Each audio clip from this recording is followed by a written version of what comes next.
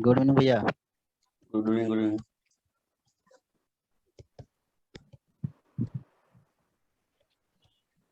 Bihar special है ना। ये बीपीएससी के पॉइंट ऑफ व्यू से है ना, ये बहुत इम्पोर्टेंट है। इसके लिए दो इम्पोर्टेंट रीजन है जो इम्पोर्टेंट है। पहला कि आप जब एसडीएम डीएसपी या जो भी रैंक पाओगे इसमें है ना पोस्ट, तो आपको बिहार में ही जॉब करना है। तो बिहार को समझना बहुत जरूरी है ना। तो जब आप बनोगे तो यहाँ का जो अंडरस्टैंडिंग मिलेगा, एक बेसिक अंडरस्टैंडिंग मिलेगा और एडमिनिस्ट्रेशन में आपको बहुत यूज होगा। दूसरा, एग्जाम पॉइंट्स ऑफ व्यू से ये बहुत इंपॉर्टेंट है ना। एक तो आपको एडमिनिस्ट्रेशन में ये इम्पोर्टेंट है बनने के बाद, और दूसरा एग्जाम पॉइंट्स ऑफ व्यू। तो पीटी में यहाँ से लगभग 30 क्वेश्चन पूछे जाते हैं आउट ऑफ 150। ठीक है। और मेंस में हर एक क्वेश्चन में एक बिहार का एंगल डालना होता है। कि कोई भी क्वेश्चन पूछ दिया कि कोरोना का इम्पैक्ट बताइए, है ना, कि कोरोना का क्या इम्पैक्ट रहा इंडियन इकोनॉमी पे, तो एक एंगल आप बिहार के में भी डाल सकते हो, है ना। या डायरेक्टली पूछ सकता है कि बिहार की इकोनॉमी में क्या इम्पैक्ट पड़ा, बिहार की सोसाइटी पे क्या इम्पैक्ट पड़ा। तो बिहार के बारे में अंडरस्टैंडिंग रहेगा तो आप लोग अच्छे से उस पर काम कर सकते हो, लिख सकते हो, है ना। पीटी में इंटरव्यू में 2-3 क्वेश्चन आपको बिहार से रहेंगे। जैसे इस बार मेरा क्वेश्चन था कि सीमांचल जो रीजन है बिहार में, वो उसमें कौन कौन से डिस्ट्रिक्ट हैं, है ना। दो तीन हमें याद था, वो बताए थे, है ना। तो इंटरव्यू में भी 2-3 क्वेश्चन पूछे जाते हैं, है ना। तो ये इसका रिलेवेंट है, क्यों पढ़ना चाहिए, है ना। पीटी में इंपॉर्टेंट है और मेंस में इंपॉर्टेंस है और इंटरव्यू में। और जब सिलेक्ट हो जाओगे तो वहाँ पे भी आप जब एडमिनिस्ट्रेशन में जाओगे, है ना, तो वहाँ पे बिहार का अंडरस्टैंडिंग रहेगी, है ना, बिहार की पॉलिसीज के बारे में, है ना। आज के डेट में 64वीं से 64 से, है ना, उससे पहले बिहार स्पेशल करंट अफेयर जो आता था, बिहार स्पेशल करंट अफेयर, यहाँ से भी 10 क्वेश्चन पूछे जाते हैं, है ना। और नेशनल करंट अफेयर से आपको 30 के आसपास पूछे जाएंगे और बिहार से 10 पूछे जाएंगे, है ना। बिहार करंट अफेयर जो होते हैं, बिहार के कौन से डिस्ट्रिक्ट में ये इवेंट हुए, कौन से डिस्ट्रिक्ट में क्या मिला, है ना। तो इस तरह से पूछे जाते हैं बिहार स्पेशल करंट अफेयर्स। तो टोटल देखा जाए तो बिहार का 40 क्वेश्चन वन वे और अदर वे पीटी में आता है, आपका स्टेटिक्स से और आपका करंट अफेयर्स, है ना।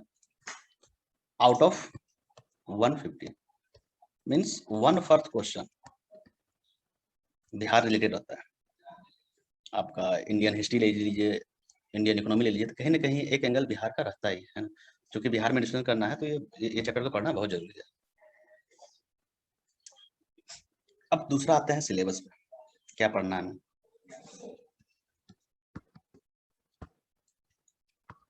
बिहार का इतिहास, बिहार का एंशियंट हिस्ट्री, बिहार का मेडिवल हिस्ट्री, बिहार का मॉडर्न हिस्ट्री। दूसरा बिहार का पॉलिटी। तीसरा बिहार का इकोनॉमी। चौथा बिहार का ज्योग्राफी। पांचवा डेमोग्राफिक, तो जनसंख्या। ये 4-5 इंपॉर्टेंट चीज। तो ये 2 चीज है जो कि नहीं पढ़ना है बिहार में, है ना। कि पॉलिटी से अगर पूछा जाता है तो वो जो लक्ष्मीकांत नेशनल से कॉन्स्टिट्यूशन में क्या क्या प्रोविजन है वहां से पूछे जाते हैं, है ना। हम लोग अभी जो क्लासेस हम लोग पढ़ेंगे वो पीटी रिलेटेड पढ़ेंगे, है ना, पीटी रिलेटेड।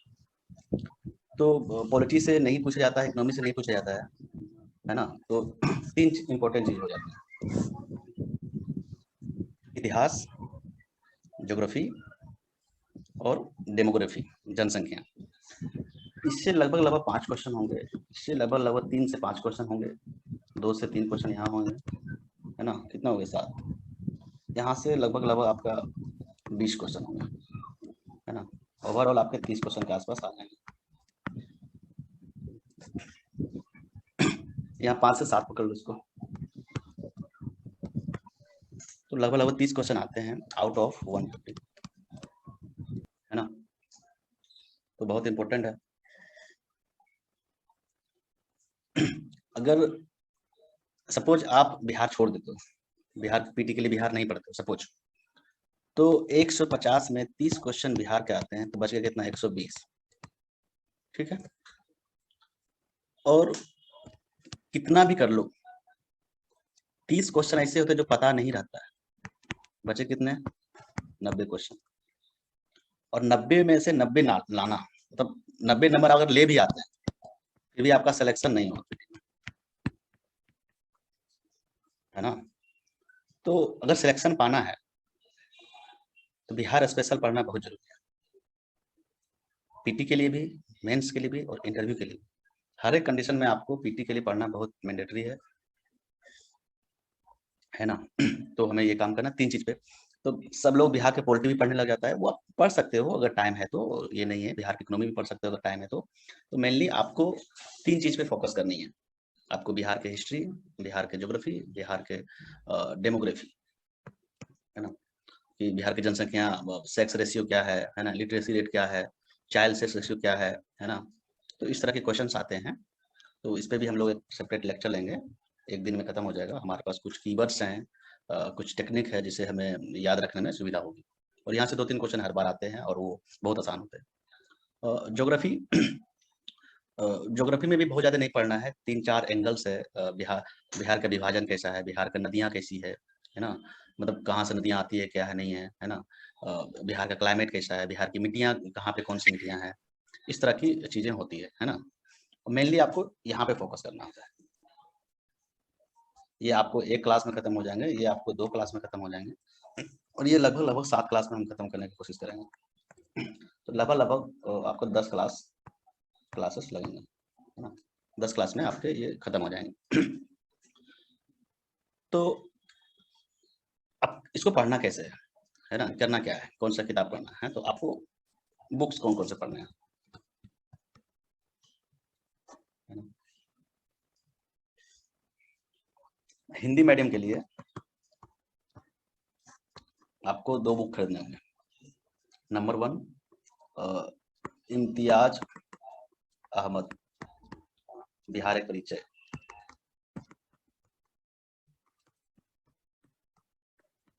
और इसी का ऑब्जेक्टिव आता है, ठीक है। इंग्लिश मीडियम के लिए आपको एक बुक पढ़नी होगी, वो क्राउन की, बिहार का आता है, मेरे पास शायद होगा, बिहार जनरल नॉलेज, है ना। तो ये भी पढ़ सकते हैं, है ना। लेकिन हम जनरली लोगों को प्रेफर करते हैं कि आप हिंदी भी जानिए, जो इंग्लिश मीडियम के लोग हैं, हम प्रेफर करते हैं कि आप हिंदी भी जानिए। क्यों? क्योंकि आप जब जॉब में जाओगे तो आपका एडमिनिस्ट्रेशन कहाँ पे करोगे, जॉब कहाँ करोगे बिहार में। तो कुछ बातें हैं जो कि टेक्निकल बातें हैं, आपका जो बनोगे तो नोटिंग जो होगा ना वो हिंदी में होगा, लिखोगे वहाँ पे जो फाइल होगा उसमें हिंदी में होगा, है ना। तो हिंदी की भी चीज़ें कुछ आनी चाहिए। हम ऐसे भी लोगों को बोलते हैं कि इम्तियाज अहमद ये बहुत अच्छी बुक है ना। तो ये भी जो इंग्लिश मीडियम के भी लोग हैं तो वो भी इसको फॉलो कर सकते हैं, ठीक है ना। हम दोनों बुक पढ़े हुए हैं और हमें आइडिया है कि इससे ज़्यादा बेनिफिट होता है इसके तुलना में। ये थोड़ा फैक्चुअल है, कोई दिक्कत नहीं है अगर ये आप ये भी पढ़ते हैं क्राउन, तो इसमें भी कोई बुरी बात नहीं है। बट अगर अगर आप लोग को थोड़ा बहुत हिंदी मीडियम है तो आप इम्तियाज अहमद पढ़िए, है ना। क्योंकि जो माइंड सेट है, इम्तियाज अहमद खुद शायद क्वेश्चन सेट करते हैं या आई डोंट नो एग्जैक्टली क्या है, वो इंटरव्यू में भी शायद होते हैं। तो इनके बुक से पढ़ने से हमें डायरेक्टली बेनिफिट मिलता है। एक और रीजन है, 64वीं में कुछ क्वेश्चन क्लेम हुए थे कि पीटी में ये क्वेश्चन गलत है, नहीं है। तो इसके डिफेंड में इम्तियाज अहमद का एनसीईआरटी को भी यूज किया गया और इम्तियाज अहमद को मतलब यूज किया गया। तो इससे ये हमें मिलती है कि इम्तियाज अहमद में जो फैक्चुअल इन्फॉर्मेशन है, एज ए इविडेंट, फ्यूचर में अगर कुछ गलतियां होती है, एज ए इविडेंट हम एनसीईआरटी को यूज करते हैं, तो सेम वे इम्तियाज अहमद को भी यूज किया जा सकता है ना। तो ये चीजें हैं, तो इसे कर सकते हैं, क्राउन को इसको यूज नहीं कर सकते। बट इसमें भी इन्फॉर्मेशन बहुत अच्छी तरह से अरेंज है, डायग्रामेटिकली बहुत अच्छे से अरेंज किया गया है, आप इसको भी प्रीफर किया सकते हैं, ठीक है ना। अब हमारे पढ़ने की स्ट्रेटजी क्या होगी, है ना, पढ़ने एवं पढ़ाने की स्ट्रेटजी। हम जनरली 3-4 फेजेज में लोगों को स्टेप्स में बोलते हैं।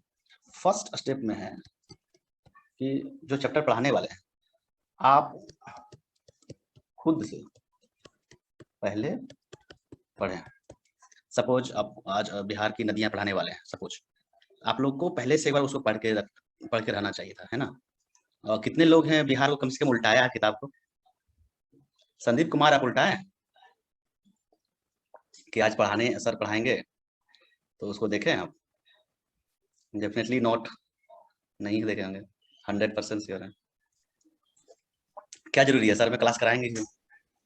लेकिन ये गलत तरीका है। गलत तरीका इसलिए है, हमारा मेरा जो हमेशा फोकस होता है मेंटल एंड इंटेलेक्चुअल डेवलपमेंट पे होती है। लोग का मेंटल एबिलिटी कैसे डेवलप हो उस पर काम करते हैं। हम कभी फैक्चुअल इन्फॉर्मेशन में ज़्यादा बिलीव नहीं करते हैं। हम दो इन्फॉर्मेशन के बीच में कनेक्टिविटी की बात करते हैं। सपोज हमेशा बोलते हैं कि ये लाइन है, ये लाइन है, ये लाइन है, इसका कोई वैल्यू नहीं है, नो वैल्यू। लेकिन इसी 3 लाइन को अगर हम ऐसे ऐसे ऐसे अरेंज कर देंगे, इट बिकम्स अ ट्रायंगल, त्रिभुज। इसका एक वैल्यू है, इसका एक सिग्निफिकेंट है, ये एक सिंबल है ना। तो आप ये पढ़िए, ये पढ़िए, ये पढ़िए, मतलब कब कुछ ये पढ़ लिए, कुछ वो पढ़ लिए, कुछ वो पढ़ लिए, कुछ ये पढ़ लिए, तो मतलब वो काम का नहीं होता है। और 80-90% लोग यहीं पे फेल कर जाते हैं। आया स्टार्ट कर दिया पढ़ना, कहीं से भी पढ़ रहे हैं, कुछ भी पढ़ रहे हैं, आया पेपर भी उठा तो कुछ भी, मतलब कुछ भी पढ़ रहे हैं। मार्केट में बोला ये किताब में से आता है, पढ़ लिया, फिर बोला अरे वो किताब से वो पढ़ लिया, अब पता चला कि कुछ भी नहीं पढ़ा फाइनली। तो इम्पोर्टेंट पढ़ना नहीं है, इम्पोर्टेंट सही तरीके से पढ़ना है। इम्पोर्टेंट दो इन्फॉर्मेशन के बीच में कनेक्टिविटी बनाना है। द मोमेंट ये आर्ट है, ये आसानी से नहीं आएगा। सपोज पूछ दिया आपसे कि कोरोना तो हमारे अर्थव्यवस्था पे क्या प्रभाव पड़ा, सपोज ये पूछ दिया, तो क्या करोगे, कैसे क्या करोगे? और आप लोग को सबको पता है, तो कोरोना के बारे में पता होता है, अर्थव्यवस्था के बारे में पता होता है। अब इसके बीच में एक जो कनेक्टिविटी है ना, वो इम्पोर्टेंट है। जैसे आयात और निर्यात में घटा, खेती में घटी, एग्रीकल्चर में इम्पैक्ट डाला, इंडस्ट्री में रुकावट आ गया, है ना। आपका क्या बोलते हैं, एम्प्लॉयमेंट में दिक्कत हो गया, पॉवर्टी रिडक्शन हो गया, लोग सुसाइड कर लिए। वैसे सुसाइड तो आर्थिक में नहीं आएगा, लेकिन ठीक है। तो इसके वजह से यहाँ पे इम्पैक्ट पड़ रहा है। दिस इज द कनेक्टिविटी, ये आर्ट है। कनेक्टिविटी आपके पास आ जाएगा तो बहुत सारी इन्फॉर्मेशन आपको दिमाग में रहेंगे। ये हम 65वीं बीपीएससी मेंस का क्वेश्चन डिस्कस करती है। 65वीं में ये पूछा गया, the impact of corona on Indian economy and the environment, क्या इम्पैक्ट डाला। तो हम ये कभी पढ़े नहीं थे इस तरह से कि कोरोना का अलग, मतलब कोरोना एक साथ नहीं पढ़े थे, लेकिन ये हमको पता था और ये भी पता है कैसे डाल सकता है, कनेक्टिविटी पता था। तो ये कनेक्टिविटी इज इम्पोर्टेंट, है ना। तो दो हजारियस मेरे में नहीं पढ़ना है ना। हमेशा दो इन्फॉर्मेशन के बीच में कनेक्टिविटी कैसे है ना। तो उस पे हमें वो करना है ना। कि जैसे पूछेगा आपसे, कैसे बोल देते हैं कि जो चंपारण सत्याग्रह हुआ और हमारा जो देश 1947 में आजाद हुआ, इसमें बीच में कोई कनेक्शन है क्या? Yes, there is definitely connection. Champaran अगर सक्सेस हुआ तो गांधीयन फिलोसफी को एक एक एक क्या बोलते हैं, ग्राउंड मिला, एक बेस मिला कि यस, थ्रू गांधीयन फिलोसफी आप can and you can achieve something. इसके बाद क्या हुआ, नॉन कॉपरेशन मूवमेंट हुआ, सिविल डिसोबीडियंस मूवमेंट हुआ, और यहाँ से फोर्स आते और 1947 में आजाद। ये भी आपको हम 65वीं बीपीएससी का डिस्कशन है कि चंपारण 65वीं या 63वीं, आई एम नॉट श्योर, कि Champaran movement, Champaran Satyagraha is a landmark in the Indian economy. Why? It is a watershed to the development of to the Indian freedom movement. इस तरह से कुछ क्वेश्चन थे। तो देयर इज समथिंग कनेक्टिविटी, तो connection बनाना बहुत इंपॉर्टेंट है। अनलेस अनटिल वो नहीं हो, डोंट बॉदर अबाउट योर कितने आपको पता है, वो इंपॉर्टेंट नहीं है, कितने तरीके से आप इन्फॉर्मेशन को कनेक्ट कर पाते हो, the linkage between the two. उसके लिए मेंटल एबिलिटी बढ़ना चाहिए। मेंटल एबिलिटी तभी बढ़ेगा ना जब आप समुद्र में कूदोगे, तो अपने आप छानबीन करोगे, दिमाग अपना बढ़ जाएगा।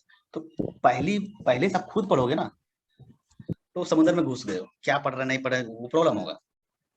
तो तब वहाँ पे मेंटल डेवलपमेंट स्टार्ट हो जाता है। तो कुछ लोग क्या करता है, अरे सर पढ़ाएंगे उसमें पढ़ेंगे तब अच्छा होगा, अच्छा कुछ नहीं होता है ना। आपको पहले खुद से समुद्र में गोता लगाना होगा, कुछ आइडिया मिलेंगे वहाँ पे, है ना। इसके साथ साथ ये भी आपको करना है कि प्रीवियस ईयर क्वेश्चन उसको देख लेना है कि भाई इसको इवन इसको पढ़ने से पहले इस चैप्टर से फॉर एग्जांपल कि बिहार की नदियां से कैसा क्वेश्चन पूछता है या कौन कौन सा क्वेश्चन पूछ चुका है, तो ये पढ़ के रहोगे, आइडिया लेकर रहोगे कौन सा क्वेश्चन पूछता है, तभी तो उस अनुसार से आप पढ़ोगे। अदरवाइज लाइन बाय लाइन हर एक लाइन इंपॉर्टेंट लगेगा। जब हम पहली बार लक्ष्मीकांत पढ़ रहे थे तो हर एक पॉइंट जो है हर एक लाइन इंपॉर्टेंट लगता था, लेकिन अब जब देखते हैं तो एक चैप्टर में एक आध वर्ड एक आध सेंटेंस इंपॉर्टेंट लगता है। मेरी बात समझ रहे हैं ना? तो ये चीजें होती है। तो ये कहाँ से आया? प्रीवियस ईयर क्वेश्चन को देखने और या इस एंगल से चलना है। ठीक है। दूसरा स्टेप है कि आपको जो क्लास में पढ़ाई होती है वो पढ़ना है, प्लस एक रफ क्लास नोट बनाना है। रफ क्लास नोट, कुछ भी डायग्राम, ठीक है ना? क्लास के साथ साथ हम पढ़ाते जा रहे हैं, आप लोग को ग्राफ बनाना है, स्क्रीनशॉट लेना है, जो भी करना है। तीसरा स्टेप है जो पढ़ाया गया है उसे रिवीजन करना है। मतलब क्या करना है? ये रफ नोट है, इसको फाइनल नोट्स बनाना है, प्लस जो बेसिक बुक है उसको पढ़ना है। और ये नोट बनाने में ये बेसिक बुक का हेल्प ले सकते हो। बेसिक बुक यहाँ पे कौन सा है? इम्तियाज अहमद या आपको क्राउन बिहार जीके, ठीक है ना? तो ये कुछ लोग बोलता है कि नोट्स एकदम बहुत अच्छा होना चाहिए, एक एक चीज होना चाहिए, पूरा कॉम्प्रिहेंसिव होना चाहिए, ये होना चाहिए वो होना चाहिए। ऐसा कुछ नहीं है। किताब अपने आप में एक नोट्स है। आपको एक रफ मतलब एक बेसिक नोट्स बनाना है, बहुत एक चीज नहीं चाहिए, एक स्ट्रक्चर आ जाए। सिर्फ नोट्स ऐसा होना चाहिए। कुछ लोग क्या करता है, नोट्स एक किताब जैसा बना देता है। कई लोगों के हम रूम पे गए हैं, देखे हैं, एक एक चैप्टर का 5-5 किताब है नोट्स, 5-5 कॉपी का नोट्स बना हुआ है। कई लोग के पास गए हैं कि एक सब्जेक्ट का 10 किताब में नोट्स है, कॉपी में नोट्स है। तो ये मतलब नहीं है। वो फिर वो खुद से किताब बन गया, वो एक नया किताब बन गया। तो फिर ऐसा क्यों करना? वो नहीं करना है। मैं अस्क्लेटन, मेरी बात समझ रहे हैं ना? अगर मान लिया जाए कि सपोज आपको अपने गांव के बारे में बोलेगा लिखने के लिए, ठीक है ना? तो पता है अगर उस गांव में जाइएगा तो आप 100 पेज में भी लिख सकते हैं। ये गली है, ये फलना है, ये चिलना है, यहाँ चापाकल है, ये है वो है, ये लोग ऐसे कपड़ा पहनता है, ये करता है वो करता है, लेकिन वो काम का नहीं। लेकिन अगर आप ये लिखिएगा गांव के पूर्व में ये है, पश्चिम में ये है, उत्तर में ये है, पूरब से आएंगे पश्चिम में जाएंगे, एक लैंडमार्क, समझ रहे? स्केलेटन, वो उस तरह की चीजें बनाए। सपोज ये गाँव है और इस तरह के इधर कुछ लोग हैं, यहाँ पे स्कूल है, ये मेन रोड है ना, इधर इधर हॉस्पिटल है। आपको बड़ा बड़ा चीज स्केलेटन अब इतना कर दीजिए तो आपको गांव के बारे में एक ओवरव्यू मिल गया। This is the notes. अब ये नहीं लिखना कि ये फलना घर यहाँ है, इस घर में 3 बच्चे हैं, 4 लड़के हैं, वो है, ये है, नहीं है। तो हर एक चीज नहीं करना है। और किताब में हर एक चीज दिया रहता है और नोट्स में हर एक चीज नहीं करना है। You have to make some basic notes. ऐसा नोट्स कि गांव के बारे में समझ आ जाए कि यस गांव लगभग लगभग ऐसा है, एग्जैक्ट चीज नहीं चाहिए, ठीक है ना? तो ऐसा करना चाहिए। चौथा स्टेप आपको क्या है कि क्वेश्चंस लगाइए। आप प्रीवियस ईयर क्वेश्चन लगा सकते हैं, है ना? और आप चैप्टर वाइज जो इम्तियाज अहमद सर का जो ऑब्जेक्टिव है वो लगाइए चैप्टर वाइज। कहीं से मत लगाइए। जैसे कि आज पढ़ाए सपोज आपको बिहार की नदियाँ, तो बिहार की नदियाँ को आपको पहले ग्राफ नोट क्लास के साथ साथ बनाना है, फिर घर पे जाकर उसको रिवाइज करके बुक को भी पढ़ के आपको नोट्स बना लेने हैं। उसके बाद क्या करना है आपको, उस वही करने के बाद प्रीवियस ईयर क्वेश्चन बनाना है और ऑब्जेक्टिव लगाना सेम चैप्टर। फिफ्थ स्टेज में आपको है, यहाँ से आपको कुछ डाउट होंगे, है ना? कुछ डाउट होंगे, कुछ प्रॉब्लम्स होंगे, ये चीजें समझ में नहीं आया। तो आपको यहाँ पे पहले अपने जो फ्रेंड है उससे डिस्कस करनी है, ये क्वेश्चन नहीं बना या ये क्वेश्चन में ये दिक्कत है, ये समझ नहीं आया। उससे भी नहीं होता है ना? फ्रेंड से डिस्कस कीजिए या बुक में पढ़िए, गूगल कीजिए, है ना? उससे भी नहीं होता तब जाके आप टीचर से पूछिए। ये 5 बेसिक स्टेप्स है, हमारी स्ट्रेटजी है कोई भी चैप्टर का।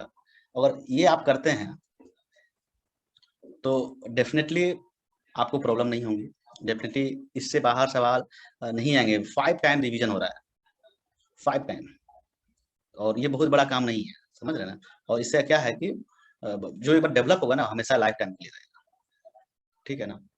चलिए अब हम लोग कुछ पढ़ते हैं आगे, है ना? तो कि बिहार के बारे में पढ़ते हैं, सर थोड़ा सा सर एक आइडिया क्वेश्चन देते सर। हैं बिहार। हाँ, सर वन क्वेश्चन सर, जैसे आपने बताया था ना अभी कि previous year question Imtiaz Ali का, जो इंग्लिश वाले हैं वो क्वेश्चन कैसे बनाएंगे, कौन से बुक से बनाएंगे? प्रीवियस ईयर तो आपको अलग से पढ़ेंगे खरीदना होगा क्राउन? ना। नहीं नहीं, आपने क्राउन की बुक, जैसे आपने कहा ना कि इम्तियाज अली की बुक आती है तो उसकी चैप्टर वाइज क्वेश्चन आती है, उसका आता है। तो क्राउन जो एग्जैक्टली खरीदिएगा ना, तो क्राउन में भी चैप्टर उसका वाइज भी दिया आता है हुआ sir? Question. Okay crown sir. में भी चैप्टर वाइज देके दिया हुआ है। अच्छा, उस बुक में ही दिया हुआ है सर? हाँ, लेकिन अलग से नहीं पढ़ना पड़ेगा। Okay sir, thank hmm. तो एक थोड़ा सा बिहार के बारे में एक बेसिक आइडिया लेते हैं, बिहार क्या है ना। बिहार तो Bihar is a land of Buddha, Bihar is a land of Mahavira, है ना।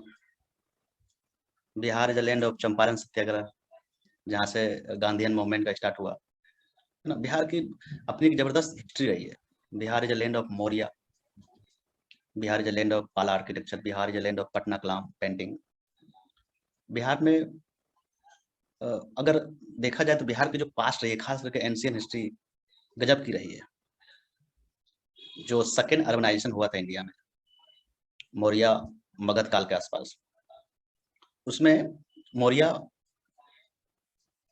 सबसे बड़ा एम्पायर हुआ, और वो बिहार में हुए, ठीक है ना, मगध नाम से मौर्य। तो बिहार का अपना एक गजब का हिस्ट्री रही है, खास करके एंशियंट। मेडिवल में भी बिहार के, जैसे कि शेरशाह सूरी बिहार से बिलोंग करते थे, सासाराम से, उनका भी गजब का कंट्रीब्यूशन रहा है। मॉडर्न हिस्ट्री में भी जो नेशनल मूवमेंट है उसमें भी बिहार का बहुत गजब का कंट्रीब्यूशन रहा है। डॉक्टर राजेंद्र प्रसाद, जयप्रकाश नारायण, ना, ये सब इम्पोर्टेंट लीडर्स थे जो भी बिहार से बिलोंग करते थे, और नेशनल मूवमेंट में गजब से वो अपना योगदान दिए। 1857 में वीर कुंवर सिंह, ये सारे लीडर्स का बहुत जबरदस्त रोल रहा है। आज़ादी के बाद भी बिहार एक पॉलिटिकल सेंटर रहा है, फॉर 2-3 रीजन है। यहाँ पे जो पॉलिटिक्स का सेंटर रहने का मेन मुद्दा है कि यहाँ पॉपुलेशन बहुत है। पॉपुलेशन बहुत होने के कारण यहाँ पे वोट बैंक पॉलिटिक्स बहुत चलती है। कास्टिज्म रिफ्लेक्ट है, रियलिज्म रिफ्लेक्ट है बिहार में, है ना। रिलीजन का इम्पोर्टेंट है बिहार में। तो बिहार हमेशा सेंटर रहता है, पॉलिटिकल इकोनॉमिकल कुछ भी हो। ज्योग्राफिकल पॉइंट ऑफ व्यू से देखें तो बिहार में मानसून क्लाइमेट है।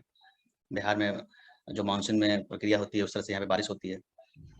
बिहार के नॉर्थ बिहार में देखा जाए तो ज़्यादातर बाढ़ से रिफ्लेक्ट रहता है बिहार। हर साल बाढ़ रहती है, साल में आधा साल तो बाढ़ से ही लोग परेशान रहते हैं। और साउथ में देखा जाए गया के आसपास, और साउथ मैक्सिमम साउथ, है ना, आपको ड्राउट सूखा से पीड़ित रहते हैं। तो ट्विन शॉक हमेशा रहता है बिहार में, एक बाढ़ और दूसरा ड्राउट।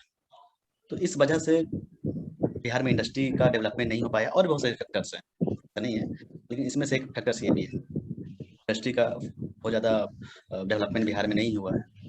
बिहार एक एग्रीकल्चर प्रधान देश है, राज्य है। यहाँ पे जैसे India is a land of agriculture, same way Bihar is a land of agriculture. यहाँ की जो खेती है बहुत प्रचलित है ना, बहुत वो मानी जाती है ना। सर्विस सेक्टर भी बिहार में पिछले कुछ सालों में, पिछले कुछ दशक में, 10 सालों में बहुत ग्रोथ किया है ना। अगर इंडिया के कंट्रीब्यूशन की बात किया जाए, बिहार की कंट्रीब्यूशन की बात किया जाए जीडीपी में, तो सर्विस सेक्टर का बहुत बड़ा अहम योगदान है, फिर एग्रीकल्चर का है, फिर इंडस्ट्री का है। और इंडिया में, बिहार में इंडस्ट्री का बहुत स्कोप है। अगर एग्रो बेस्ड अगर इंडस्ट्री लगाया जाए, फूड प्रोसेसिंग इंडस्ट्री का इसमें लगाया जाए, तो बहुत बहुत गजब का स्कोप है ना। तो इस पे बिहार सरकार काम कर रहे हैं, है ना। शायद मुजफ्फरपुर में, I don't know, food mega food park बन रहा है मुजफ्फरपुर में या दरभंगा, आई एम नॉट श्योर, है ना। तो इस तरह से बहुत सारे कामें हो रही है, तो हम लोग डिटेल में पढ़ेंगे आगे। तो इकोनॉमिकली की ज्योग्राफी इकोनॉमिकली हो गई। सोशल में कि इनइक्वालिटी बिहार में बहुत है, जैसे कि अपर कास्ट लोअर कास्ट ये बहुत चलता है ना। अपर क्लास लोअर क्लास बहुत चलता है। यहाँ पे अभी भी अनटचेबिलिटी की फीलिंग है। अभी भी जो लोअर कास्ट होते हैं, जो शूद्रा है ना, ब्राह्मण कास्ट है, तो दोनों में बहुत कॉन्फ्लिक्ट होते हैं। दलित पॉलिटिक्स यहाँ पे बहुत इमर्जिंग है। और यहाँ पे जो कास्ट एक टूल बन गया है पॉलिटिकल के लिए, पॉलिटिकल वो के लिए, है ना। तो कास्टिज्म अगर पूरे इंडिया में देखा जाए तो सबसे जबरदस्त हर जगह है। कास्टिज्म खत्म नहीं है, बट जो पॉलिटिक्स के एंगल से बिहार में जबरदस्त है। और जेंडर इनइक्वालिटी की बात करें तो आज के डेट में भी लोगों का यहाँ माइंड फिडल है। सामंतवादी है। वुमेन का सबऑर्डिनेशन यहाँ पे वो है, कोई भी फील्ड ले लो तो वुमेन का सबऑर्डिनेशन है, वुमेन हमेशा डिप्रेस्ड है, वुमेन हमेशा कभी भी एम्पावर्ड नहीं है। इसी बैकग्राउंड में आपको एजुकेशन के फील्ड में 35% के आसपास वुमेन का रिजर्वेशन दिया गया है ना, कि वो चीज़ हो, वुमेन का एम्पावरमेंट हो। लड़कियों से उम्मीद है कि इस रिजर्वेशन का फायदा उठाए और बढ़ चढ़ के भाग ले, खुद पढ़ाई करे और इसमें पार्टिसिपेट ले। आज के डेट में भी पंचायती राज इंस्टीट्यूशन में लड़कियों के सीट पे भले लड़कियां खड़ी होती है, फीमेल खड़ी होते हैं, बट सारा डिसीजन उसके मेल होता है। आज के डेट में भी यहाँ पे सरपंच पति का कंसेप्ट चलता है। एक सीरीज है पंचायत, उसमें आप देखोगे तो पता चलेगा कि लड़कियां तो इलेक्शन में जीत जाती है, लोकल इलेक्शन में, बट उसके हस्बैंड है उस पर वो काम करते हैं ज़्यादा, है ना, उसके सारे वो चलते हैं। तो ये एक सोशियो पॉलिटिकल इकोनॉमिकल व्याख्या था बिहार के बारे में, है ना। तो बिहार अभी भी बैकवर्ड स्टेट के रूप में माना जाता है ना, कि बिहार में हर एक एंगल में बैकवर्डनेस है ना, सोशल इकोनॉमिकल वो देखा जाए। बिहार की एक इंटरनेशनल बाउंड्री नेपाल के साथ लगती है, जो वहाँ से भी ओपन बॉर्डर है, तो उस इलाका में भी स्मगलिंग का और ड्रग ट्रैफिकिंग का, ह्यूमन ट्रैफिकिंग का बहुत ज़्यादा वो चलता है। तो ये कंसर्न्स है हमारे लिए, है ना। तो ये सारे एक बेसिक बात हुई बिहार के बारे में। तो आप लोग को नेक्स्ट क्लास में बिहार के इम्तियाज जमात का जो पहला चैप्टर है कि बिहार की, हम लोग पहले क्या करेंगे, भूगोल पढ़ेंगे, इतिहास में वो नहीं है, भूगोल पढ़ेंगे हम लोग, ये सेक्शन चलेगा। पहले बिहार का भूगोल और फिर डेमोग्राफी मतलब जनसंख्या और फिर इतिहास। आप लोग के लिए होमवर्क है, इसका 2-3 चैप्टर पढ़ के आना है और प्रीवियस ईयर क्वेश्चन लगा के आना। चूंकि मेरा अभी एग्जाम चल रहा है तो आज हम क्लास यहीं स्टॉप करेंगे, है ना। नेक्स्ट क्लास में हम लोग भूगोल का 2-3 चैप्टर खत्म करने की कोशिश करेंगे, है ना। भूगोल का 2 क्लास लगेगा, 2 क्लास में भूगोल खत्म हो जाएगा, 1 क्लास में जनसंख्या, उसके बाद 5-6 क्लास में, 6-7 क्लास में इतिहास खत्म है, टोटल 10 क्लास में ये खत्म हो जाएगा, ठीक है ना। और उम्मीद है कि जो पेमेंट नहीं दिए हैं वो क्लास नहीं करेंगे, है ना, कि ये इट इज मैंडेटरी, है ना। ठीक है, मिलते हैं दोस्त नेक्स्ट क्लास में, है ना। Thank you sir. वेलकम।